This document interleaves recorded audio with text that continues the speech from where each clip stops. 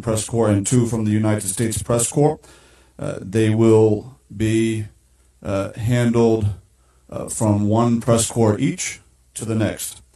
And I will begin by calling on Adesua Omoruwan of Arise News, Nigeria. Thank you very much, Jesse. Foreign Minister, Secretary Blinken, can I just say that you missed watching the better football game at AFCON yesterday, where our Super Eagles emerged victorious, and not the game you saw in Abidjan, where Ivory Coast was, suffered a crushing and crashing out defeat. But to my question, I just thought I should put that out, Mr. Secretary. Secretary, the U.S. has demonstrated its willingness to support the likes of Ukraine and other in-battle democracies when threatened by anti-democratic powers. In line with this, Nigerians have asked the question why similar levels of support in terms of hard equipment, financing, and intelligence are not provided at a similar scale with a similar level of urgency, given the fact that there is a clear attempt by some powers to create a belt of dictatorships at the expense of democracy in the Sahel. And permit me, Mr. Secretary, why is the U.S. and its allies not showing the same level of concern, considering the level of insecurity and infrastructural devastation present in some regions in Nigeria? You have just said some of your workers were affected in the recent killings, and you have reassured President Bola Tinubu. But Nigerians will wonder why it seems as if the U.S. and its allies are less concerned about the sustenance and development of democracies in Africa compared to the democracies in Europe, like we see you do. Thank you very much. Thank you. Let me start by saying that we are very impressed with the Super Eagles. And of course, as a good diplomat, I'm not going to pick sides, but we wish very well for the Super Eagles as they move forward in the tournament.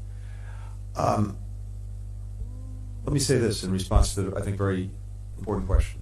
I have to tell you, we are intensely focused on challenges to security in the region, in the Sahel, intensely focused because of the impact that it's having on our friends and partners, intensely focused because of the broader impact that insecurity can have on all of us, including the United States. And we've already talked a little bit about Niger, where the leadership that President Tinubu was showing through ECOWAS, we hope can make a difference in restoring the constitutional order and restoring a critical partner in trying to find security in the region. One thing I can also say is this. As some countries have looked to various ways of providing security, including going to partners like the Wagner Group, what we've seen is actually the problem getting manifestly worse and worse and worse.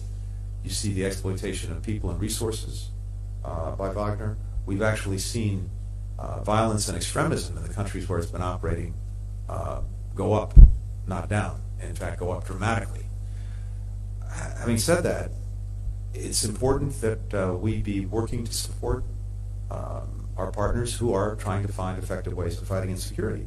And we are working to support Nigeria. We're working to support our Lake Chad region partners to strengthen the capacity of their security forces in a whole variety of ways to deal with insecurity.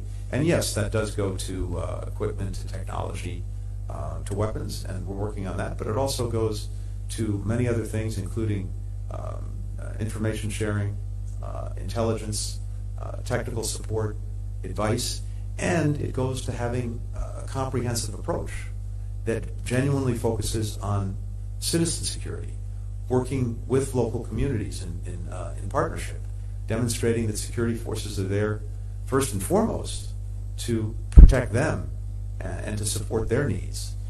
By the way, that was an approach that was delivering results in Niger when President Bazoum was in office before he was proposed in a coup. And in every place where there's been an unconstitutional change in leadership, as I said, things have only gotten worse.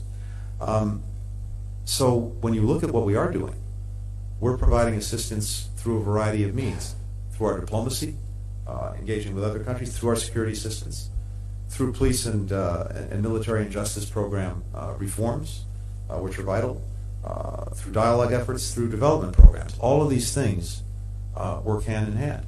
Now, it's also vitally important from our perspective and the perspective of our Congress that there be a focus on making sure that civilians are protected, that humanitarian considerations be taken into consideration and into concern as all of these efforts are underway. And that's part of our dialogue and conversation, too, with our partners. Please introduce yourself. From in the Africa Report. I have a follow-up question to my Nigerian colleague's question. Your meeting today, as the Sahel is increasingly fragmented, as you know, I was wondering if you think West African leaders and their Western allies should engage with coup leaders. Presidents Biden and President Tinubu are both reluctant to accept the coup in Niger, understandably. But does that risk, pushing the junta into the hands of the Russians, just like Mali and Burkina Faso? Thank you. Look, I don't think these two things are inconsistent. We, of course, don't recognize what happened in Niger or in other countries where a coup has taken place. And in fact, we clearly declared the fact that there had been a coup.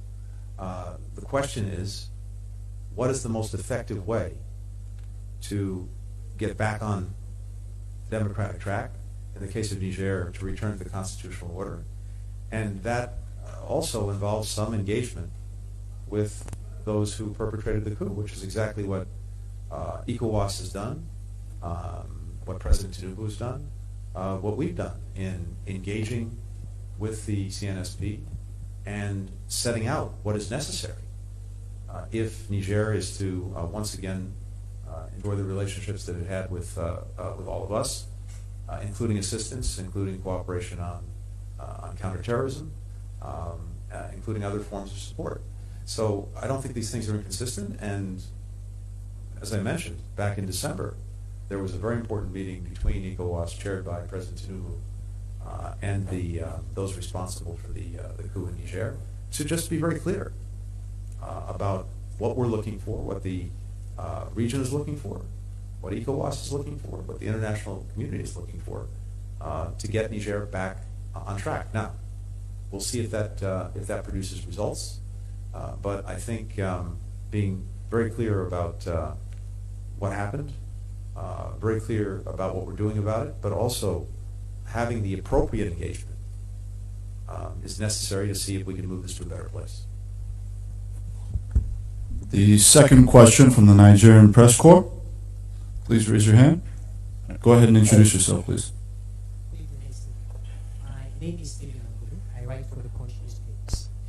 Secretary Blinken, the policies of President Bola Tinubu seem to align closely with many prescriptions and recommendations of the World Bank and Western allies.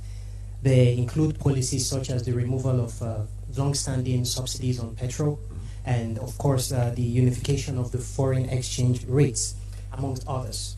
Nigerians anticipated a reciprocal boost in infrastructural investment and US dollar liquidity injection, the kind seen in Egypt, Ethiopia, Israel, and others. But that has not been forthcoming. President Joe Biden launched the Build Back Better World program for infrastructural investment in developing countries. Now, what can you tell Nigerians about the extent of investment across sectors that the United States is ready and willing